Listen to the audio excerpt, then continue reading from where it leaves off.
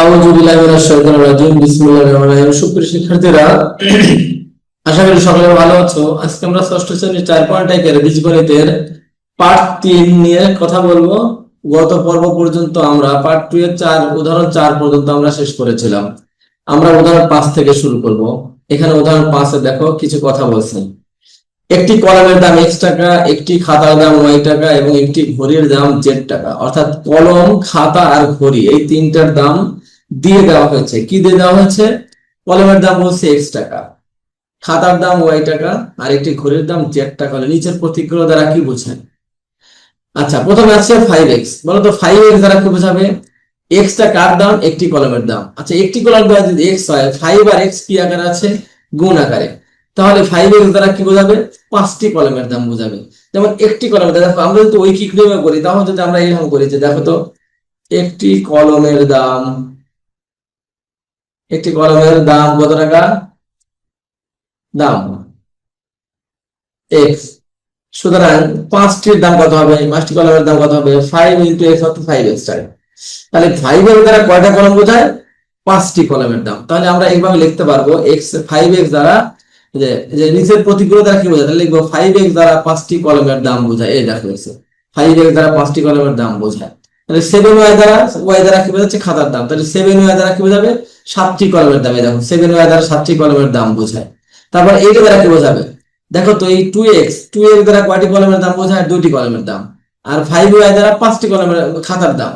আর এর সাথে যেহেতু যোগ আছে, তার মানে আমি এটা বলতে পারি না 2x প্লাস 5y দ্বারা 2টি কলম ও 5টি খাতার দামের সমষ্টিকে বোঝায়।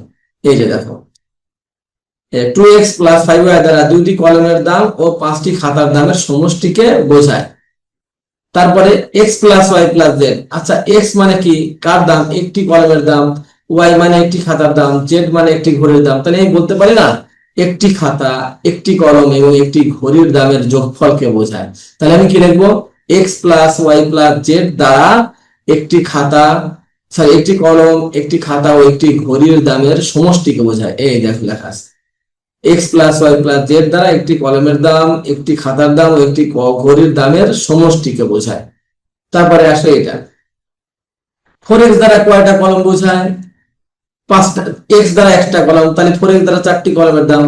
3z দ্বারা কি বোঝায়? z হচ্ছে একটি ঘড়ির দাম, তাহলে 3z দ্বারা 3টি ঘড়ির দাম।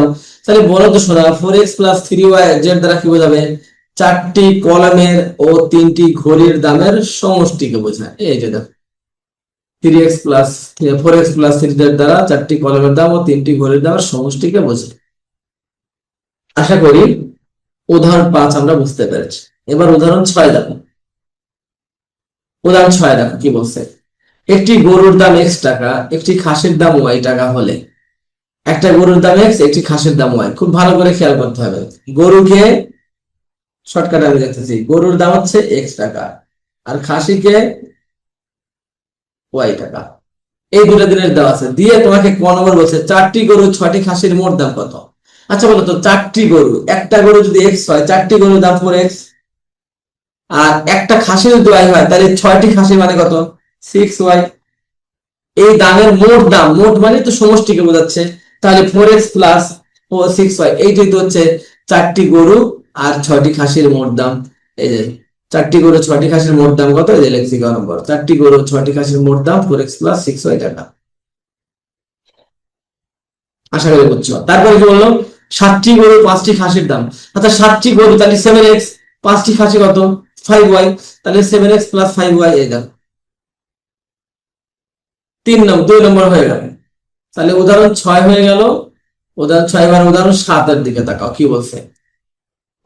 প্লাবন 6টি কলম ও 3টি খাতা এবং শ্রাবণ 4টি কলম ও 5টি খাতা ক্রয় করে। খুব ভালো করে খেয়াল করো, শ্রাবণ আর প্লাবন, প্লাবন আর শ্রাবণ দুইটি নাম।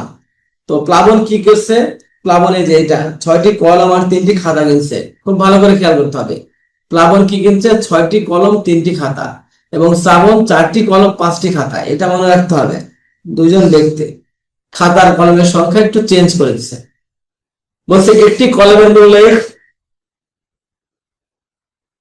এবং একটি খাতার মূল্য y টাকা। বলছে প্লাবনের মোট খরচ বীজগণিত রাশির মাধ্যমে প্রকাশ করো। প্লাবনের মোট খরচ বীজগণিত রাশি মানে এক্স আর ওয়াই এর মাধ্যমে প্রকাশ করতে বলছে। তাহলে প্লাবন কি কি কিনছে? প্লাবন এই দেখো যে 6টি কলম 3টি খাতা। আচ্ছা বলো তো প্লাবনের কলমের মূল্য কত? এক্স টাকা। তাহলে প্লাবন কিনছে কলম কয়টা? 6টা। তাহলে প্লাবনের 6টি কলমের দাম হবে 6x। এবার আসো, তারপরে তুমি চলে আসো, 3টি খাতা কিনেছে, একটি খাতার দাম y, তাই 3টি খাতার দাম 3y। তাহলে প্লাবনের মোট খরচ কত হলো? 6x প্লাস 3y মোট টাকা। তাহলে আমি এইটা বলতে পারি যে প্লাবনের মোট খরচের হিসাব হলো 6x প্লাস 3y। এই যে ল্যাঙ্গুয়েজটা দেখো কি লিখছি, একটি কলমের দাম x টাকা, অতএব 6টি কলমের দাম 6x টাকা, একটি খাতার দাম y টাকা, সুতরাং 3টি খাতার দাম 3y টাকা। সুতরাং প্লাবনের মোট খরচের বীজগণিত রাশি 6x প্লাস 3y। আশা করি বুঝতে পেরেছো। এবার খ নম্বর বলছে দুইজনের মোট খরচের পরিমাণ নির্ণয় করো। দুইজনের মোট খরচের পরিমাণ, তাহলে দুইজনের মোট খরচ প্লাবনের খরচ লাগবে আর শ্রাবণের খরচ লাগবে। তো প্লাবনের খরচের পরিমাণ তো আমি পেয়ে গেছি যে এটা 6x প্লাস 3y, এই যেটা সেটা দরকার, সেদিন আমি লিখছি দেখো ক হতে প্রাপ্ত প্লাবনের মোট খরচের বীজগণিত রাশি 6x প্লাস 3y। এবার প্লাবনেরটা পাইছি, এখন তো দুইজনের মোট খরচ, তাহলে শ্রাবণেরটা দরকার। তাহলে শ্রাবণের কি কি লাগবে দেখো, 4টি কলম কিনছে, 5টি খাতা কিনছে। তাহলে আমি কি লিখবো? শ্রাবণের 4টি কলম শর্টকাটে লিখি, 4টি কলমের দাম হচ্ছে 4x আর 5টি খাতা হচ্ছে 5y। তাহলে শ্রাবণের মোট খরচ হচ্ছে 4x প্লাস 5y এই টাকা। তাহলে এটা হচ্ছে শ্রাবণের খরচ আর 6x প্লাস 3y এটা হচ্ছে প্লাবনের খরচ। তাহলে মোট খরচ কত হবে? এই দুটো যোগ করতে হবে। তাহলে কেমন করে যোগ করবো? 6x প্লাস 3y যোগ 4x প্লাস 5y। এবার x গুলো এক জায়গায় করো, 6x plus 4x plus 3y plus 5y। অর্থাৎ এই যে x এর দুটাই, যে 6x আর এই 4x এক জায়গায় করলাম, 3y আর 5y এক জায়গায় করলাম। এবার দেখো 6x আর 4x দুটো একই চিহ্ন, প্লাসের, সেজন্য 6 আর 4 যোগ হয়ে 10 হবে, 10x। আর এবার 3y প্লাস 5y, এটাও 3 আর 5 ওটা দুটোই প্লাসের, তাহলে 3 5 8 প্লাস 8y। তাহলে এই যে শ্রাবণের মোট খরচ হলো, শ্রাবণ আর প্লাবন দুজনের মোট খরচ 10x প্লাস 8y। এই দেখো ল্যাঙ্গুয়েজটা কিভাবে লিখতে হবে। ক থেকে প্রাপ্ত প্লাবনের মোট খরচের বীজগণিত রাশি। তারপর এবার একটি কলমের দাম x, অর্থাৎ 4টি কলমের দাম, কারণ শ্রাবণেরটা বের করতে হবে। শ্রাবণের 4টি কলম আর 5টি খাতা কিনছে, এই জন্য শ্রাবণের 4টি কলমের দাম বের করছি। আর 5টি খাতার দাম তাহলে লিখছি, আবার একটি খাতার দাম y, আবার 5টি খাতার দাম 5y। অতএব শ্রাবণের মোট খরচের বীজগণিত রাশি এত। সুতরাং সদস্য পদগুলো নিজে নিজে সাজিয়ে পাই, এইভাবে যোগ করছে। সুতরাং দুজনের মোট খরচের পরিমাণ 10x প্লাস 8y টাকা। আশা করি তোমরা সবাই বুঝতে পেরেছো। এবার গ নম্বর কি বলেছে দেখো, গ নম্বর হচ্ছে যদি x সমান 15 এবং y সমান 25 হয় তবে প্লাবন ও চাবনের খরচের অনুপাত নির্ণয় করো। অনুপাত চেয়েছে, বুঝো কথা। তো অনুপাত কখন হয়? অনুপাত মানে কি এত ইস্টু এত, অনুপাত মানে কি এরকম ইস্টু এইটা, এরকম দুইটা জিনিসের অনুপাত। তাহলে প্রথমে কার কার খরচ চাইছে? প্রথমে প্লাবন পরে শ্রাবণ। তাহলে প্লাবন আর শ্রাবণের খরচের অনুপাত, প্লাবন আর শ্রাবণের খরচ কত? দেখো প্লাবনের খরচ আমি পাইছিলাম এই যে এইটা, এই যে এইটা হচ্ছে প্লাবনের খরচ আর এটা হচ্ছে শ্রাবণের খরচ। প্লাবনের খরচ পাইছিলাম কতে, শ্রাবণের খরচ পাইছি হচ্ছে খতে। প্লাবনের খরচ ক্লতে, দেখো তাহলে আমি লিখবো এই খরচটা লাগবে। তাহলে গ নম্বর শুরু করছি দেখো, এই যে x সমান এত, y সমান এত দেওয়া আছে, আর প্লাবনের মোট খরচের পরিমাণ 6x প্লাস 3y। সেজন্য প্লাবনের খরচ এখানে এই যে 6x প্লাস 3y, 6 ইনটু এই যে x এর মান বসাই দিলাম 15 প্লাস 3 ইনটু y। তাহলে 6 এর সাথে x গুণ আকারে আছে, তাহলে 6 এর সাথে এই যে x এর মান 15 বসাই দিলাম। তারপরে এই প্লাস এই প্লাস এই 3y, এই 3 ইনটু y এর মান 25। তাহলে 6 15 90 প্লাস 3 15 3 75, 90 আর 75 165 টাকা। এবার শ্রাবণের মোট খরচের পরিমাণ 4x প্লাস 5y। এটা x এর মান বসাই দিলাম, যে 4 ইনটু x এর মান 15 প্লাস 5 ইনটু y এর মান 25, 4 15 60, 5 25 125, 185 টাকা। এবার অনুপাত, সুতরাং প্লাবন ও শ্রাবণের খরচের অনুপাত, প্লাবনেরটা হচ্ছে 185 আর 65 আর এটা হচ্ছে 185। অনুপাত করলে পরে এইটা কাটাকাটি করবো, অর্থাৎ তুমি দরকার হলে এরকম করো, এটাকে এইভাবে দেখো 165 বাই 185, 5 দিয়ে যায়, 5 দিয়ে কাটাকাটি করলে কত হয়?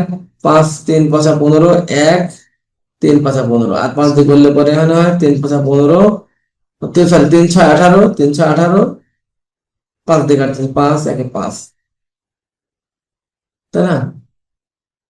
3 6 18, হ্যাঁ 5 1 5 61। তো কি করি 3 6 18 বলি কেন?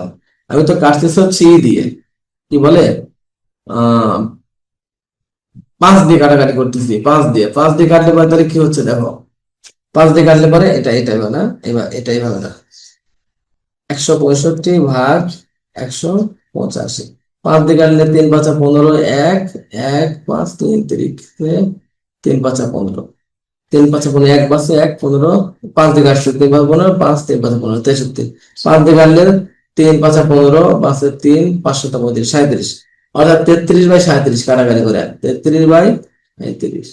তাহলে আমরা অনুপাত চাইতে যাচ্ছি, তাহলে 33:37 এইভাবে লিখবো কাটাকাটি করে, এই যে এখানে।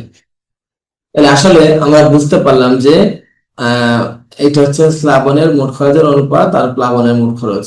তাহলে প্লাবন আর শ্রাবণের অনুপাত, যেহেতু প্লাবন আগে বলছে সেজন্য প্লাবনেরটা আগে নিয়ে শ্রাবণেরটা খরচ এখানে দেওয়া হয়েছে। আশা করি এখানে বুঝতে পেরেছো। তো এখানে আরেকটা কাজ দেওয়া আছে সহগ নির্ণয়। এই সহগ নির্ণয় আমরা এর আগের অঙ্কেও করেছি। দেখো বলতো এখানে 6x, এখানে কার সহগ? x এর সহগ 6, এখানে x 5x হয়, তাহলে এখানে x y এর সহগ 5, এখানে x y z, এখানে কোনো সহগ নাই মানে মনে মনে এখানে 1 আছে, তাহলে x y z এর সহগ হচ্ছে 1, আর এখানে y এর সহগ -1, এটা আমরা আগেই করেছি। এখানে আবার একটা কথা বলছি, দেখো একটি খাতার দাম x টাকা, একটি পেন্সিলের দাম y টাকা, একটি রাবারের দাম z টাকা হলে 3টি খাতা 5টি রাবারের মোট দাম কত? বলো তো 3টি খাতার দাম কত হয়? 3x, 5টি রাবার কত হয়? 5z। এই দেখো তাহলে এইটার দাম কত হয় বলো তো? 3x + 5, এই যে দেওয়া হবে 3x + 5z। আশা করি বুঝতে পেরেছো। তারপর বলছে 4টি খাতা, 2টি পেন্সিল ও 3টি রাবারের মোট দাম। তাহলে 4টি খাতার দাম বের করবো। 4টি খাতার দাম কত হবে? ধরো একটি খাতা x, তাহলে 4টি খাতা কত হবে? এই 4টি খাতা এখানে হবে 4x, 2টি পেন্সিল এটা হবে 2y, 3টি রাবার এটা হবে 3z। তাহলে মোট দাম কত হবে? 4x + 3y + 3z। আশা করি বুঝতে পেরেছো। তারপর বলছে সাংখ্যিক সহগ বিশিষ্ট কয়েকটি বীজগাণিতিক রাশি লেখো। সাংখ্যিক সহগ বিশিষ্ট অর্থাৎ এমন ভাবে রাশি লেখো যাতে সহগটা সাংখ্যিক হয়, সংখ্যা হয়। যেমন এটা কয়টা লিখলাম আছে 5x 3x yz এরকম। তারপর ধরলাম 5a² b, এই যে সাংখ্যিক সহগ, এখানে সংখ্যা হচ্ছে সহগ হচ্ছে 5, এরকম কয়টা রাশি লিখলাম। এই তো কাহিনী। তো আশা করি সবাই আমরা উদাহরণ কাজের অঙ্ক যতগুলো আছে 4.1 সবই পড়েছি। এখন শুধু বাকি হলো অনুশীলনের অঙ্ক। তো আশা করা যায় উদাহরণ এবং কাজের এই অঙ্কগুলো পারা থাকলে অনুশীলনের অঙ্কগুলো তোমরা করতে পারবে ইনশাল্লাহ। তারপরে আমি অনুশীলনের অঙ্কগুলো নিয়েও আমি ভিডিও বানাই দেবো ইনশাল্লাহ। তো সকলে ভালো থেকো, সুস্থ থাকো, আল্লাহ হাফেজ।